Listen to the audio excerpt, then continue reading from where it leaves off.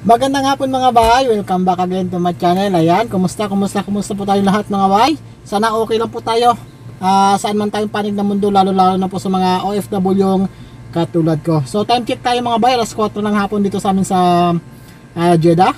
Tumawag si madam at gagala na naman daw kami, hindi ko pa alam kung saan. So yun mga bay, antayin na lang natin si madam na bumaba para makalis na rin tayo. Ito na, tumatawag saglit mga bay. At pababa na raw siya mga bay. Ayan, at kung bago ka pa lang sa aking YouTube channel at hindi ka pa nakapag-subscribe, subscribe mo na yan mga bay. Hit mo na rin yung bell na all para ma-notify kayo kapag may bago akong upload sa aking YouTube channel. Ayan, so atay na lang natin sila madam mga bay. Then samahan nyo kami kasi dalawa na kami. Pero of course hindi ko siya may video. Ibaba camera ko na lang mga bay for respect. Kasi ayaw nila na magpakita talaga yan sa sa mga ganito. Okay, so antayin na natin si madam mga bay na bumaba. Then samahan nyo kami and enjoy the road mga bay.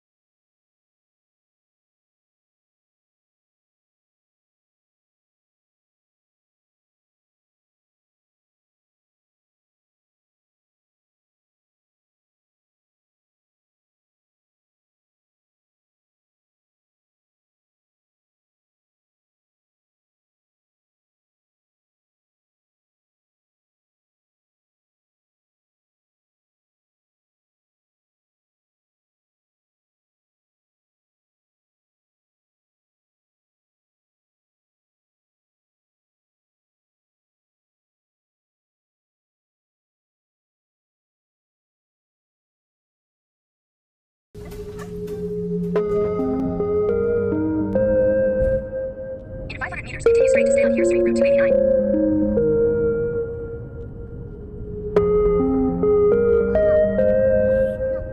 Bisa na mahal madam? Bisa na mahal?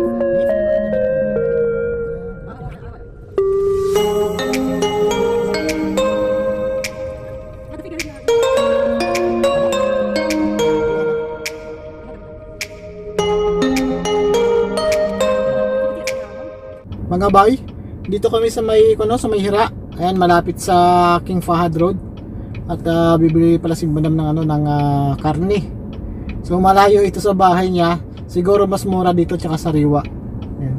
Mayroon din naman malapit sa bahay niya mga bay, kaso ayaw niya eh. Hindi maganda klase yung yung pagka-karne. Ayan. Papakita ko lang sa inyo mga bay yung pwesto Ito mga bay, yan yung pwesto. Ayan yung si madam andun sa loob, kasama yung kanyang apo. Ayan. Ito, marami pala siya dito. Ayan. Oh my God. So ito yung ano ayan yung King Fahad Road. Ayan, doon. Pagka nagkanan kayo dyan, yan yung papunta ng Kamsa.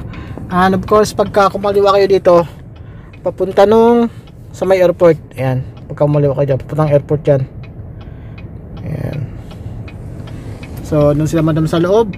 Antayin na lang natin sila madam na bumalik mga bay.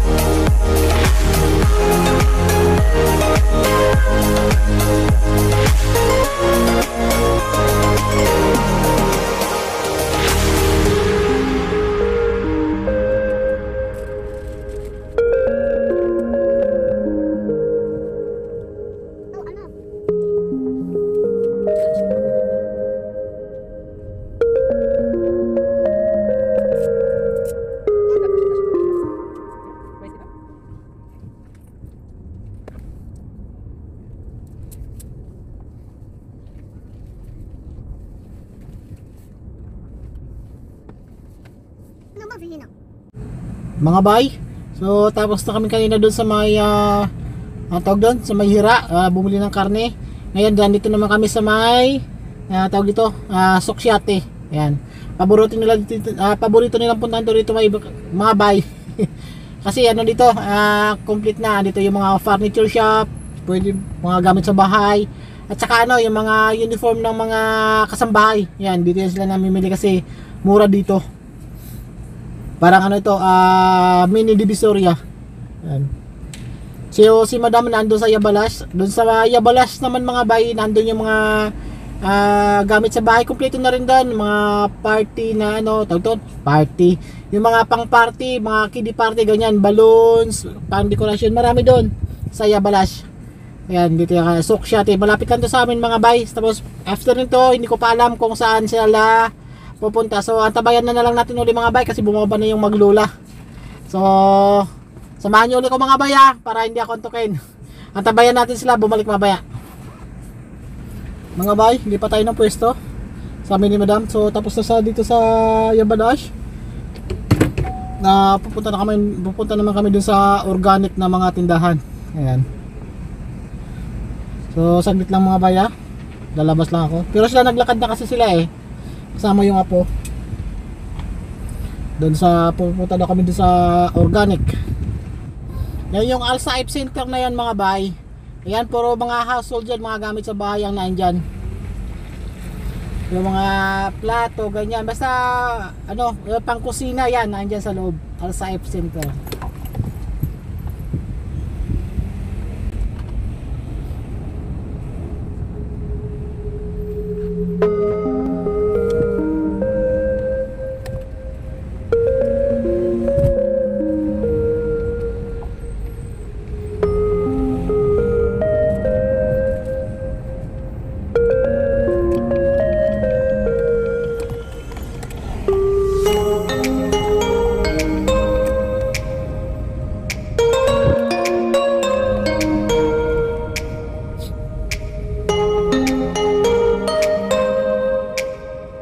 Mga bay, andito tayo sa tindahan ng mga organic, ayan, or natural.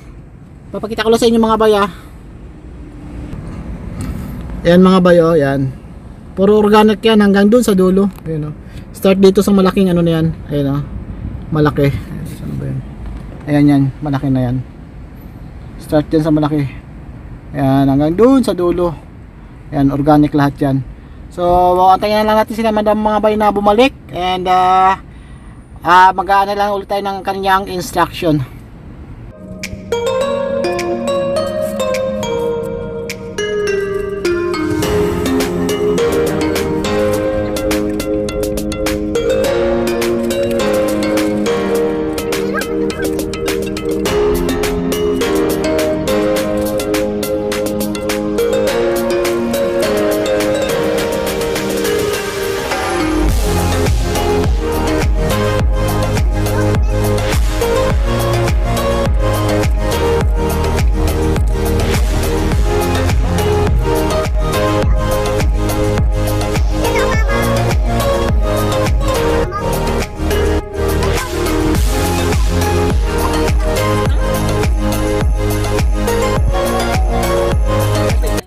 Mga bay, dito na naman ulit kami sa kanyang anak. Yun sa kay madam din.